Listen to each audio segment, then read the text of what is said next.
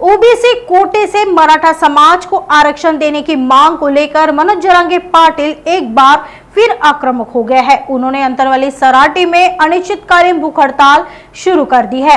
आज उनके अनशन का छठा दिन है, लेकिन ओबीसी समाज ने मनोज जरांगे की मांग पर विरोध जताया है।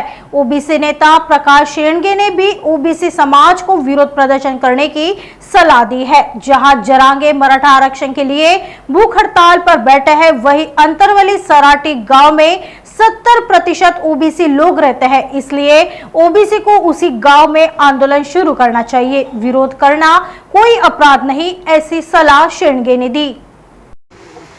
अंतरवाली सराटी गावामध्ये ज्या ठिकाणी जरांगेंचं उपोषण मराठा आरक्षणासाठी सुरू आहे, त्याच गावामध्ये 70% ओबीसी असल्यामुळं त्याच गावात ओबीसीचंही उपोषण सुरू करण्यात यावं अशा मनोदय काही कार्यकर्त्यांनी अंबड तालुक्याच्या व्यक्त केला आणि हाकेने सुद्धा त्याला दुजोरा दिला होता।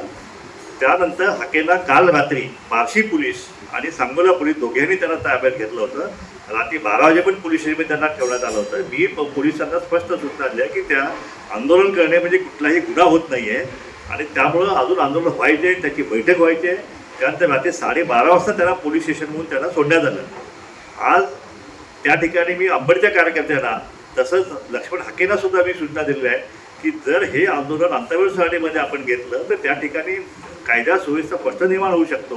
त्याचप्रमाणे दोन समाजामध्ये आधीच तेढ निर्माण झालेली आहे, ते आणखीन तेढ निर्माण होईल आणि म्हणून हे आंदोलन अंतरवाली सराटीमध्ये न घेता अंबड तालुक्यातील जे वडीकोली नावाचं गाव आहे, तिथं ओबीसींचं मोठं संख्या असलेलं गाव आहे, त्याचप्रमाणे जामखेड नावाचं गाव आहे, तिथं अहिल्यादेवींचा पुतळा त्या ठिकाणी अनेक आंदोलन त्या ठिकाणी होतात। त्या ठिकाणी आंदोलन घेण्यात यावं अशा प्रकारच्या सूचना मी अंबडच्या कार्यकर्त्यांना लक्ष्मण हाकेंना दिलेल्या आहेत। आजच्या अंबडच्या बैठकीमध्ये त्याविषयी चर्चा करून निर्णय घेण्यात येईल। नागपुर समय, गली से दिल्ली तक।